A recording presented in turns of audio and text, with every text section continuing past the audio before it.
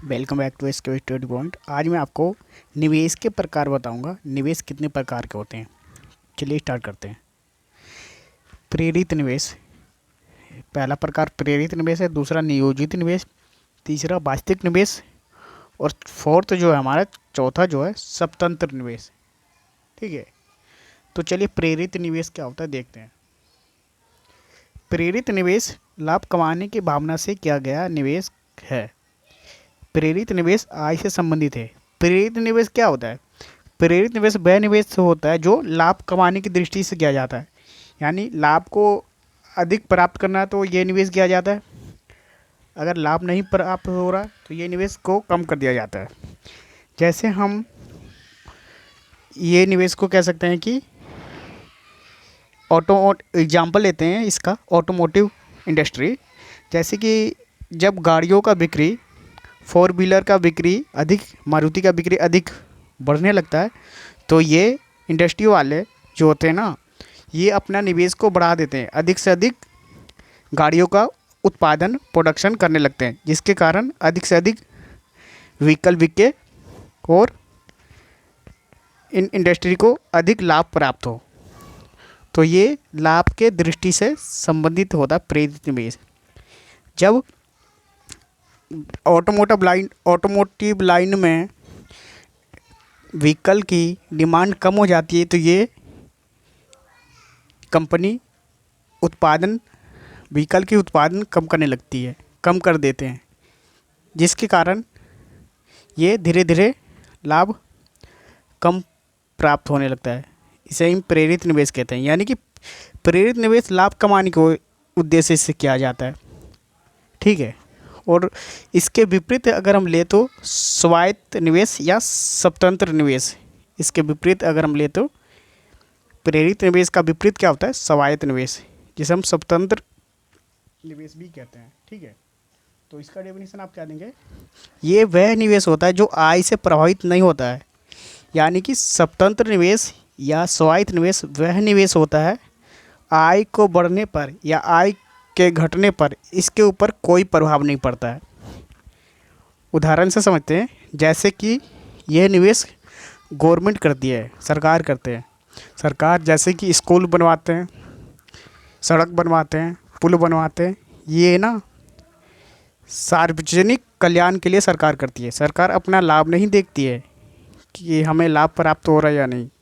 सरकार ये नहीं देखती है कि हमें इनकम जनरेट हो रहा है या नहीं। ये निवेश सार्वजनिक कल्याण के लिए होता है। स्वतंत्र निवेश जो होता है, जिन्हें हम स्वायत्त निवेश दूसरे नाम से जानते हैं, ये सार्वजनिक कल्याण के लिए होता है। ये लाभ की दृष्टि से नहीं होता है, लाभ कमाने के लिए नहीं किया जाता है। यह निवेश जो होता है सरकार द्वारा सार्वजनिक कल्याण के लिए किया जाता है। जैसे स्कूल बनवाया सरकार ने, तो सरकार अपना इसमें प्रॉफिट थोड़ी देखती है, ये सामाजिक कल्याण के लिए स्कूल है। ठीक है, तो ये निवेश जो होता है आय से प्रभावित नहीं होता। आय घटे या बढ़े, ये निवेश होना जरूरी है सार्वजनिक कल्याण के लिए, जिसे हम स्वतंत्र निवेश या स्वायत्त निवेश कहते हैं। ये निवेश आय से बिल्कुल भी प्रभावित नहीं होती है। तो दो निवेश समझ गए, प्रेरित निवेश और स्वतंत्र निवेश। अब आते हैं हम नियोजित निवेश, जिसे हम प्लानिंग इन्वेस्टमेंट कहते हैं। नियोजित निवेश क्या है? ये एक अर्थव्यवस्था में सभी निवेशकर्ता द्वारा निवेश करने की योजना बनाई जाती है, जिसे हम नियोजित निवेश कहते हैं। यानी कि नियोजित निवेश जो होता है ना, अर्थव्यवस्था के अंदर ना निवेश करने के लिए योजना बनाई जाती है। ये निवेश जो होता है, ज़रूरी नहीं है कि हम जितना प्लानिंग किए हैं वो उतना अचीव कर पाए हम उस इन्वेस्टमेंट को। जैसे कि हमने एग्जांपल लेते हैं, जैसे कि एक उद्यम करता है, या तो कोई भी, किसी का भी लीजिए आप। जैसे कोई व्यक्ति है ना, अपने शॉप में, इंडस्ट्री का एग्जांपल लेते हैं, कोई इंडस्ट्री मालिक है, वो सोचता है कि हम 2023 के अंत में हम एक्सपोर्ट कंपनी का एग्जांपल लेते हैं। 2023 के अंत में एक्सपोर्ट कंपनी का मालिक सोच रहा है कि मेरे पास 10 मशीन पहले से, और 2023 के अंत में 10 और मशीन ले लेंगे। 10 और मशीन जो ले लेंगे वो एक तरह से कंपनी मालिक के लिए इन्वेस्टमेंट होगा। 10 और मशीन लेने का प्लानिंग कर रहा है, 10 और मशीन लेने का प्लानिंग कर रहा है। ठीक है, लेकिन ज़रूरी नहीं है कि ये इसने प्लानिंग किया 10 और मशीन लेकर एक्सपोर्ट कंपनी के प्रोडक्शन को बढ़ाने के लिए, तो ये ज़रूरी नहीं है कि 10 ही मशीन लेगा, या तो 10 से ज़्यादा भी ले सकता है, या तो 10 से कम भी ले सकता है। इसलिए हम इसे नियोजित निवेश या प्लानिंग इन्वेस्टमेंट कहते हैं। ठीक है। और फोर्थ इन्वेस्टमेंट वास्तविक निवेश जो होता है, रियल इन्वेस्टमेंट।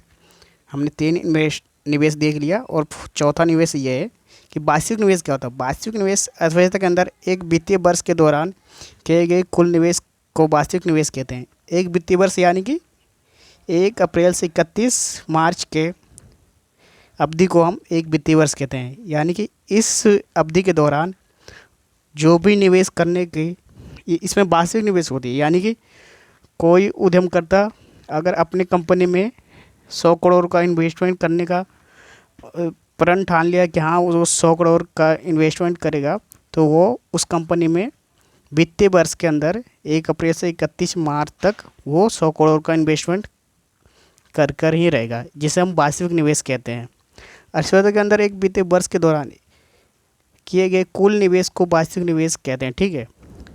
वास्तविक निवेश जो होता है ना, वो एक होता है अपने, ये निवेश जो होता है अपने एम को लेके चलता है, अपने लक्ष्य को लेके चलता है कि हाँ भाई मुझे इतना का निवेश करना है, तो पक्का निवेश करना है, जिसे हम वास्तविक निवेश कहते हैं। तो आपको समझ आ गया होगा, मुझे विश्वास है कि आपको ये चारों निवेश समझ आया होगा। चारों निवेश आपको अच्छी तरह से समझ आया होगा। प्रेरित निवेश, नियोजित निवेश, वास्तविक निवेश और स्वतंत्र निवेश। अगर आपको इस प्रकार का कंटेंट पसंद आता है तो आप SKB स्टडी पॉइंट चैनल को लाइक, शेयर एंड सब्सक्राइब कीजिए। धन्यवाद।